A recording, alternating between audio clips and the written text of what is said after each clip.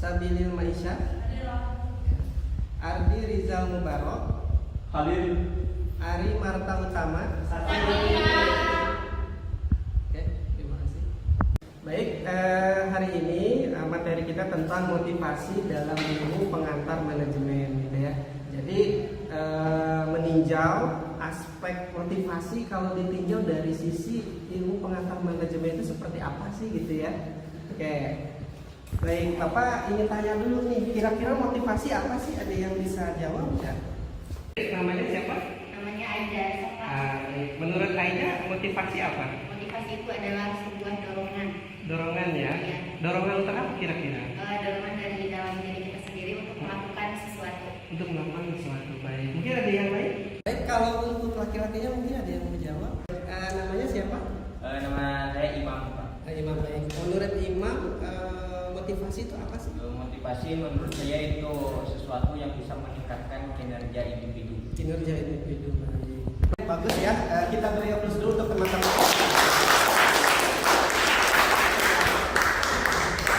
Jadi memang secara konsep motivasi adalah bentuk dorongan ya untuk seseorang bertindak, gitu ya.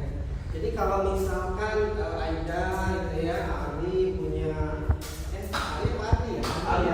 Ali gitu kan, punya sesuatu yang ingin dicapai, misalkan kuliah nanti setelah lulus mau jadi apa gitu kan, pasti kan ada langkah-langkah yang akan dicapai dan ada cara-caranya gitu ya untuk mencapai tujuan tersebut. Misalkan ini lulus umroh gitu kan, kira-kira ada tujuan dunia itu apa sih? Motivasinya gitu.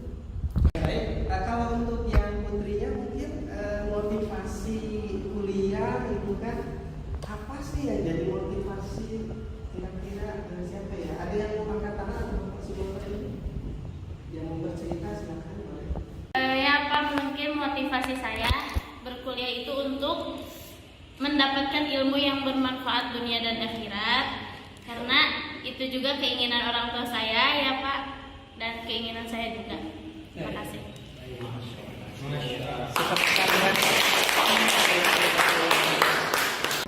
Motivasi ya seperti yang tadi rekan-rekan mahasiswa atau yang tadi digambarkan ya, seperti itu ya. Jadi dorongan yang kuat dari dalam diri kita ataupun dari luar, kenapa kita ini mencapai tujuan tersebut gitu ya. Oke, motivasi ini sangat penting dalam ilmu manajemen ya. Jadi manajemen itu untuk mengelola gitu ya, gimana sih caranya. Soalnya gini, setiap acara atau kegiatan pasti harus di-manage ya kan? Seperti nikahan ya, ada event organisernya ya kan, ada perencanaannya ya, terus ada pengorganisasian siapa orangnya ya kan, ada yang menjadi misalkan bagian konsumsi gitu kan, bagian tamu dan lain sebagainya, terus diatur gitu kan. Pertama direncanakan, lalu diorganisasikan, lalu diimplementasikan gitu kan. Sekarang gini, kalau misalkan nggak ada yang bagian konsumsi misalkan ya, bisa-bisa baru setengah jam udah habis kan? Iya nggak? Kalau nggak dia jaga kan? Iya. Oh itu udah nambah 2 kali, balik lagi itu. Nah seperti itu. Nah jadi harus di-manage, dikelola gitu ya. Nah sekarang apa sih keterkaitannya dan motivasi dalam ilmu manajemen ini dalam mengelola ya? Nah di sini motivasi ya setidaknya ada 3 hal penting arti dari motivasi. Yang pertama adalah meningkatkan kinerja. Jadi orang yang punya motivasi, kinerjanya atau prestasinya pasti akan meningkat karena dia punya sesuatu impian yang ingin dicapai. Benar ya? Ya. Kira-kira seperti itu. Nah, misalkan motivasi terbesar saya misalkan setelah lulus kuliah gitu kan, saya ingin menjadi bupati misalkan kata Ari gitu kan. Bisa saja gitu kan, tapi dengan cara misalkan ya harus kuliah dulu gitu kan. Sebenarnya sih tidak kuliah juga bisa saja ya, tidak menutup kemungkinan, cuman peluangnya kalau kita meningkatkan kompetensi diri kita ya, itu peluangnya akan lebih besar gitu kan. Nah seperti itu ya. Seperti misalkan seorang karyawan juga cenderung lebih produktif dan lebih berdedikasi kalau termotivasi gitu ya. Misalkan dia dimotivasi sekolah atasannya atau bosnya, kalau misalkan kinerjanya bagus, achieve gitu ya, misalkan pemasarannya mencapai target, dia akan dapat bonus. Jadi kan akan memotivasi rekan-rekannya gitu kan untuk giat lagi gitu kan supaya dapat chip juga seperti itu. Nah, kedua, motivasi juga itu bisa membangun loyalitas gitu ya. Nah, loyalitas. Jadi setelah dia punya dedikasi, dia akan loyal gitu ya. Walaupun misalnya ada perusahaan sejenis yang bergerak di bidang yang sama, tapi gajinya lebih besar misalkan. Tapi kalau kita sudah punya loyalitas, loyal gitu ya, kita tidak akan tergoda seperti itu. Nah, kemudian motivasi juga itu meningkatkan kepuasan kerja. Nah, jadi karena termotivasi kita akan puas gitu ya kinerja. Setelah kita punya integritas yang bagus, maka kita akan ada sebuah kepuasan kinerja. Nah, Bapak akan memberikan sebuah video ya, ini dari mantan presiden kita yaitu Profesor Dr. Indi Habibie tentang motivasi. Bapak harap video ini bisa memberikan gambaran gitu ya. Kenapa sih kita harus punya motivasi gitu ya dalam hidup ya, atau misalkan dalam belajar gitu kan. Baik, Bapak putar dulu ya. Nanti tolong kalau misalkan sudah diputar, kalian analisa, kemudian tolong diuraikan gitu ya. Siapa yang mau menguraikan atau misalkan apa sih pelajaran yang bisa diambil dari video tersebut gitu ya. Kita mulai ya. Saya tidak pernah tidak bekerja. Kalau orang pernah tanya sama saya, Abi, kok bisa begitu? Minta-minta apa itu? Saya minta-minta sepeda. Kalau Anda naik sepeda, Pak tak boleh kerja. Jadi kalau saya mau bekerja, saya masuk. Udah 60. Kalau ditanya ambil berapa? 90 kurang 10. Tapi jiwanya 17 tahun. Tidak ada bedanya. Saya butuh. Kenapa? Karena alasan-alasan tadi saya beda. Itu motivasi. Yang penting motivasi.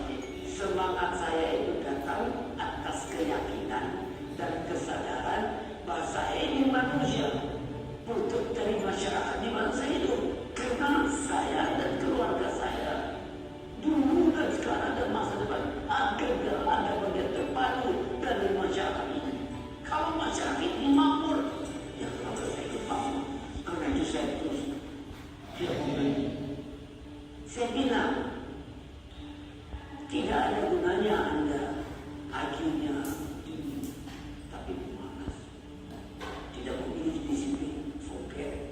Yang penting adalah Anda sehat, mau berkorban untuk masa depan itu cerah, dan Anda konsisten, bekerja keras, berdisiplin.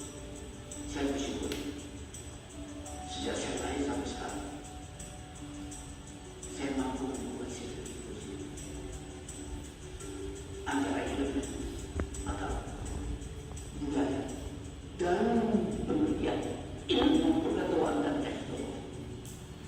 Saya bersyukur bisa menyelesaikan semua masalah-masalah yang ada, masalah kenalan dan terasa orang sekitar ikut menikmati itu. Kisah yang diberikan oleh ayah saya, jadilah mata air yang jernih, yang memberikan kehidupan kepada sekitar.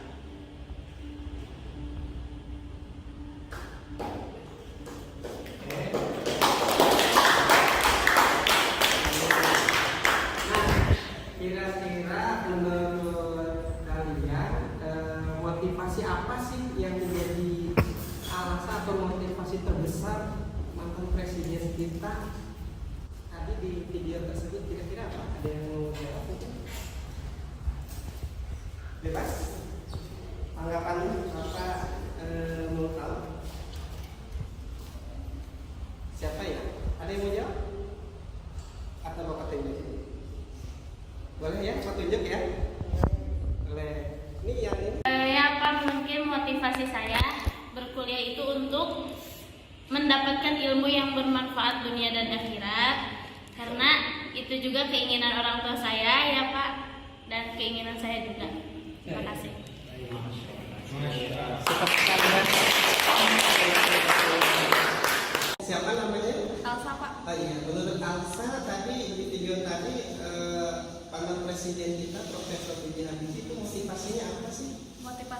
untuk bisa bermanfaat untuk semua orang. Orang banyak ya. Iya. Itu jadi alasan beliau kasih banyak terima kasih Prof ya.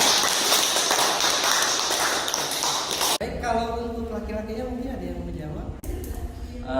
Saya itu pengen mendapatkan ilmu untuk kedepannya. Selain mendapatkan ilmu, ingin menjadi pengusaha yang sukses. Masya Allah. Memang yang menjadi motivasi terbesar beliau adalah bermanfaat bagi orang sekitar. Seperti kita tahu, Profesor B.J. Habibie tersebut adalah seorang anak nelayan. Kok sekarang bisa menjadi seorang profesor gitu kan? Mampu membuat pesawat Gatot Kaca N250 ya. Sekarang berdiam di Jerman karena beliau punya motivasi gitu.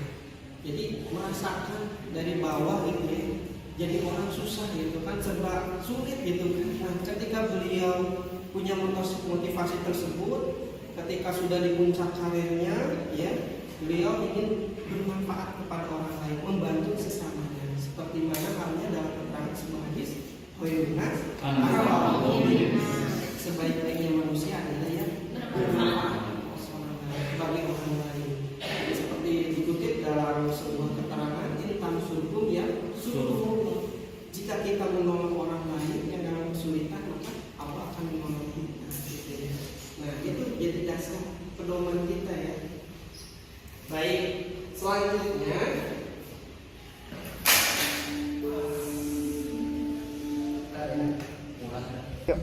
ya, selanjutnya adalah teori motivasi klasik. Ya. Jadi di sini secara teori ada yang namanya teori motivasi klasik.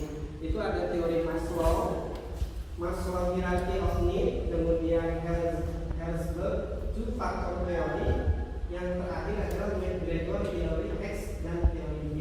Nah, yang mana secara umum menurut Maslow dalam teorinya, jadi yang menjadi puncak kebutuhan manusia ya adalah aktualisasi diri, pengakuan.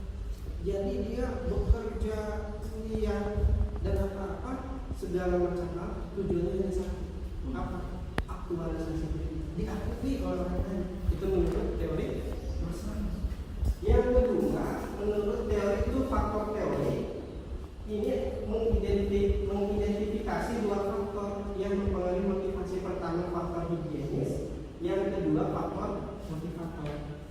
Faktor higienis yaitu faktor yang ada di lingkungan tempat dia bekerja yang seharusnya ada. Seperti apa kira-kira yang seharusnya ada di lingkungan kerja?